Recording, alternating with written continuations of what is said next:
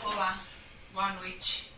Meu nome é Cláudia Lisboa, sou membro da Igreja do Evangelho Quadrangular do bairro São Dimas, ministério do pastor Jonas Nepomuceno, e é com muita alegria que eu venho mais uma vez compartilhar a palavra do Senhor com vocês aqui. Amém?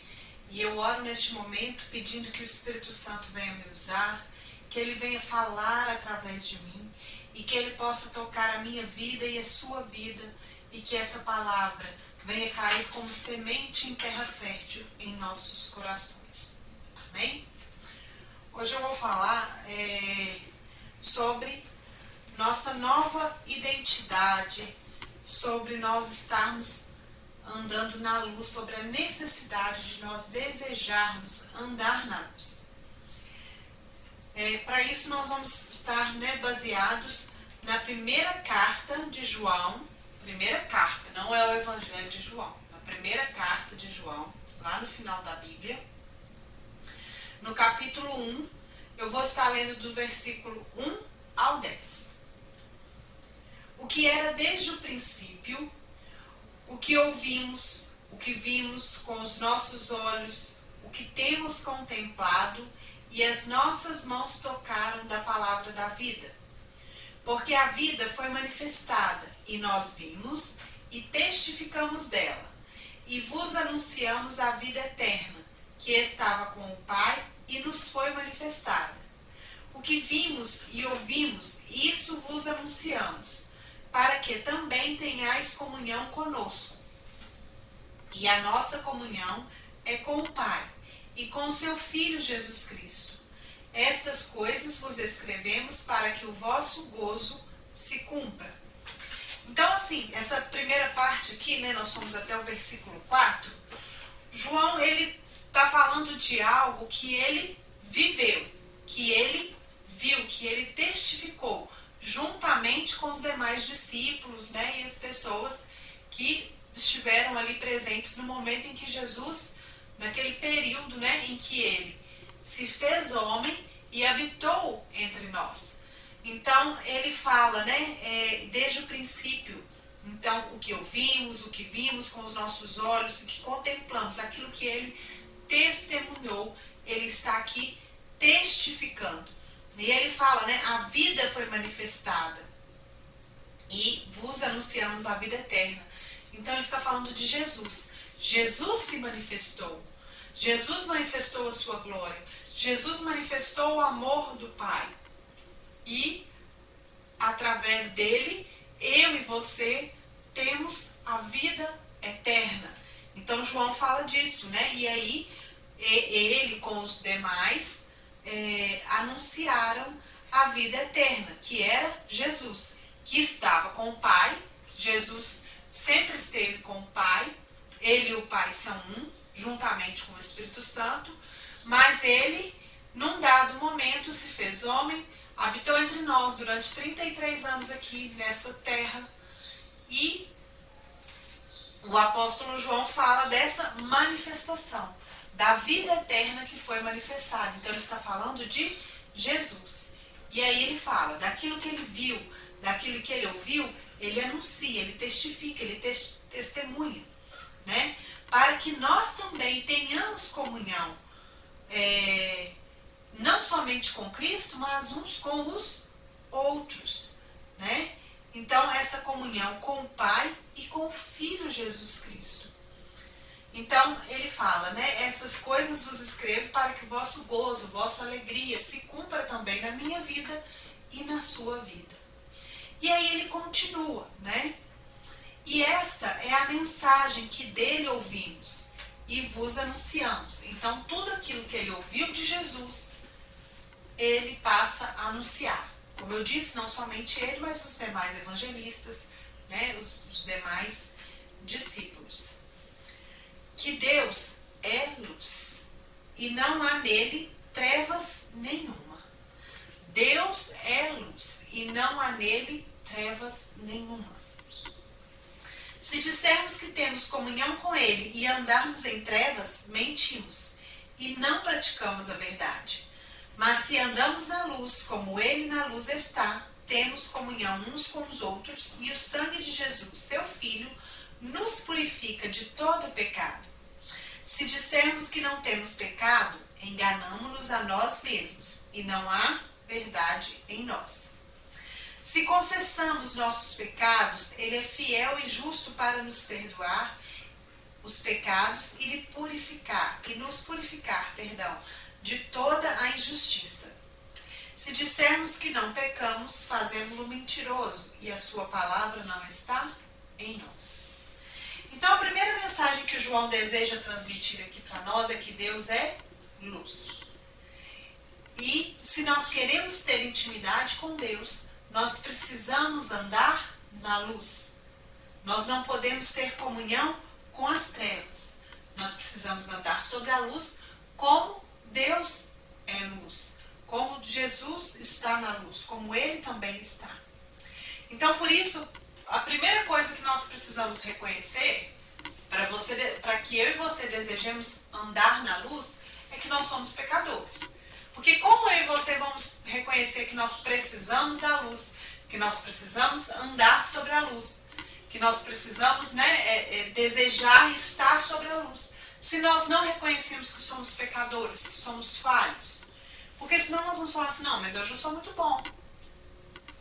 Eu não peco, não reconheço os pecados, não reconheço as falhas. Então você não vai achar que tem uma necessidade de andar na luz, de estar na luz. Porque você já é autossuficiente. Então a primeira coisa nós precisamos entender, eu não sou perfeita, eu sou pecadora. Apesar, de, às vezes, já estar servindo a Cristo, já estar na presença de Deus, eu posso ainda falhar. Eu dependo de estar na luz. Eu dependo de estar na presença de Deus, para que Ele, através do Espírito Santo, me convença do pecado, me convença do erro, me mostre o caminho certo a seguir. Então a gente não pode se achar mais santo um que o outro, achar que a gente, não, agora eu já estou bem, às vezes eu abandonei isso, aquilo outro, você abandonou alguns pecados, mas nós precisamos reconhecer que apesar de nós dependemos de Deus, nós precisamos dele, precisamos do seu Espírito Santo, porque ainda somos pecadores, ainda somos falhos. E ele diz também que nós devemos confessar os nossos pecados e manter sempre uma consciência dependente de Deus. É como eu falei, a gente precisa reconhecer que apesar da gente já ter vencido alguns pecados, alguns erros, nós ainda dependemos de Deus. E a gente precisa reconhecer todo dia, em todo tempo, essa dependência. Porque se hoje eu e você deixamos algumas práticas antigas, é porque o Espírito Santo nos fortaleceu. É porque Ele tem nos conduzido a uma vida de santidade. Mas se em um dado momento nós nos orgulharmos, nós acharmos que já somos santos demais, que nós já não precisamos de Deus, não, eu sei dominar o pecado, eu venci o pecado já está vencido na minha vida. Se a gente deixar que isso aconteça, nós vamos cair no engano e nós vamos cair no pecado novamente. Nós precisamos reconhecer essa dependência de Deus, essa dependência do seu Espírito Santo, e que é o sangue de Jesus que nos purifica de todo o pecado. E que nós necessitamos dessa comunhão com Deus diária para continuar vencendo o pecado. Precisamos reconhecer que sozinhos nós não vamos conseguir. Que pela força dos nossos braços, pela nossa vontade, nós não vamos conseguir. Então, João aqui está abordando uma perigosa disseminação de influências religiosas, apóstatas, perdão. O que é a apostasia? É você quando você está se apostatando da fé, você está na apostasia, você está com a sua fé esfriando, você está deixando a sua fé se esvair, você está perdendo a sua fé.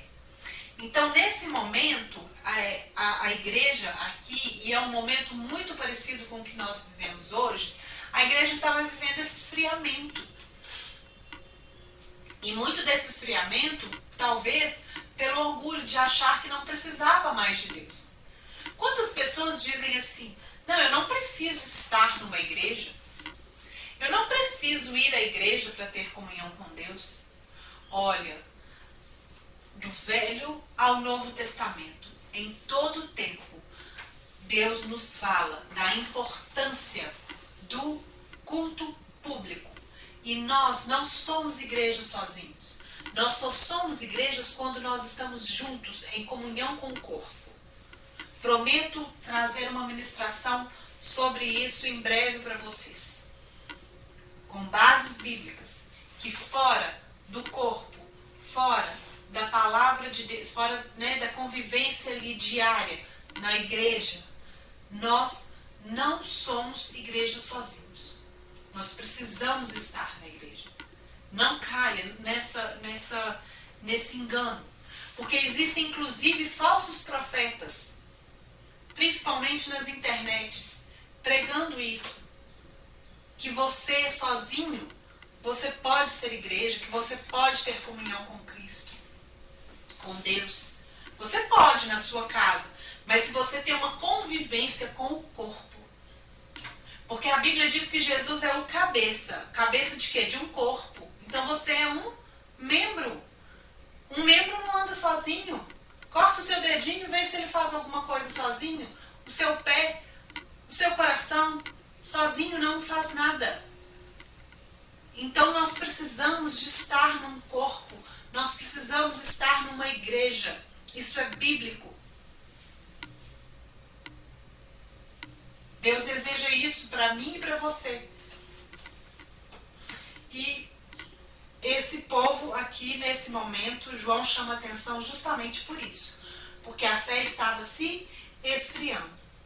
Então ele pede aos membros, né, ele deixa ali, ele chama a atenção, um conselho aos membros, para que eles não se associassem com as trevas. E muitas vezes a associação com as trevas vem através de falsos profetas, que vêm com mentiras, que vão te afastar da presença de Deus. Tais como essa que eu citei. Quantos pode abrir aí, você vai achar N na internet, que se denominam, às vezes até pastores, e que vão dizer que você não precisa estar numa igreja para você ser igreja, para você ter comunhão com Deus.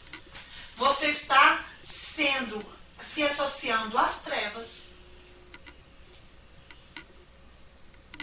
Por quê? Porque a palavra de Deus, como eu sempre digo aqui, como eu disse aqui, a palavra de Deus, ela fala que nós precisamos estar na presença de um corpo. Nós precisamos nos reunir.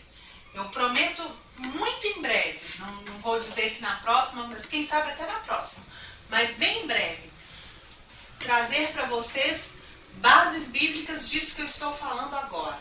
Então, nos acompanhe aí, para que você não pense que eu estou falando isso da boca para fora. Porque a pessoa que realmente teve um encontro com Cristo, teve uma experiência de uma fé mesmo, que o salvou, que o resgatou do pecado, ela deseja estar com o corpo. Ela deseja estar na presença de Deus, ela deseja estar na igreja.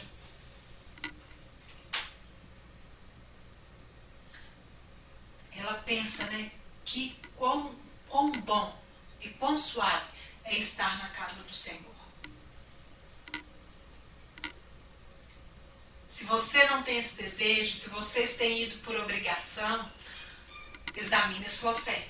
Sonde o seu coração. Sonde o seu coração.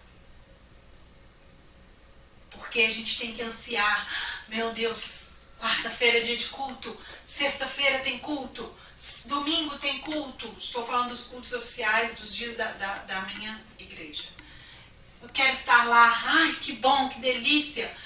Está chegando quarta-feira, está chegando sexta-feira, está chegando domingo. Eu vou me encontrar no corpo, com o corpo. Você tem que ter essa alegria.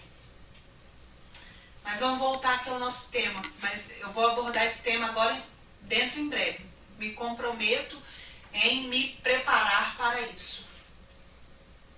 Então João chama atenção para que eles não se associassem às trevas, aos falsos profetas, aos falsos enganos, né? Ele diz, se dissermos que temos comunhão com ele e andarmos em trevas, mentimos.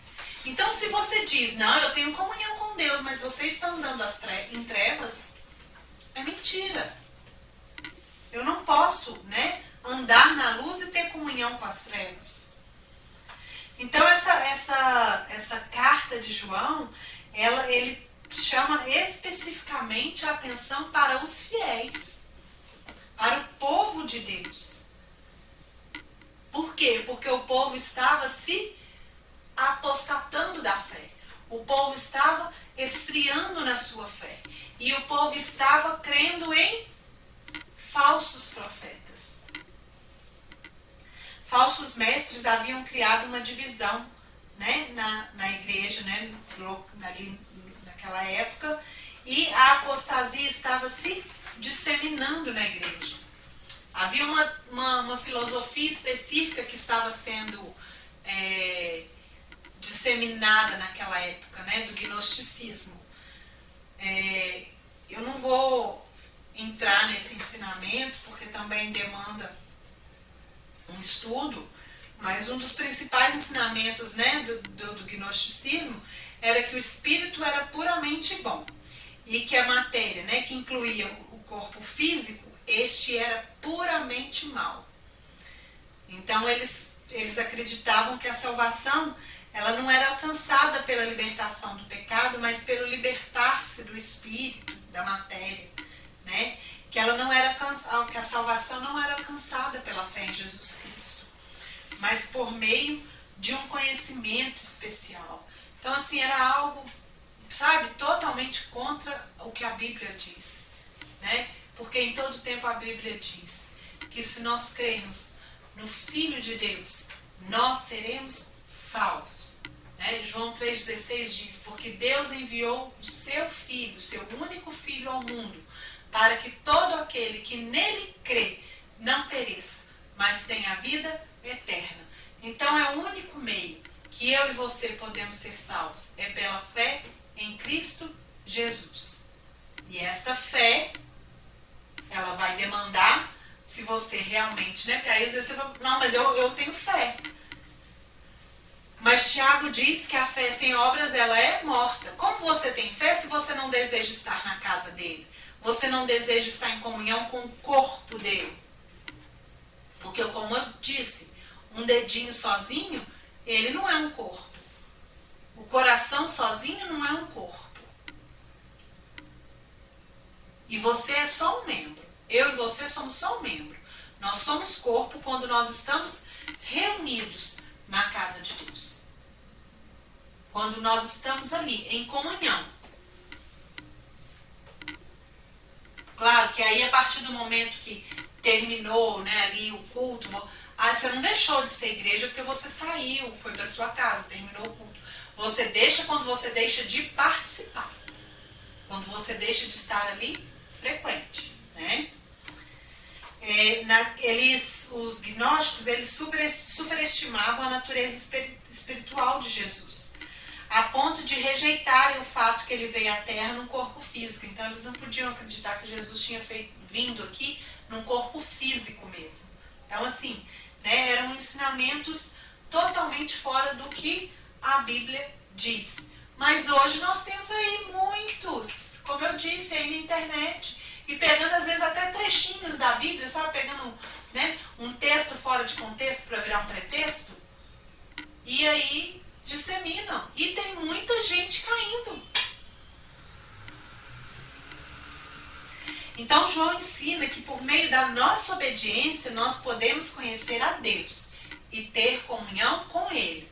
A nossa obediência de quê?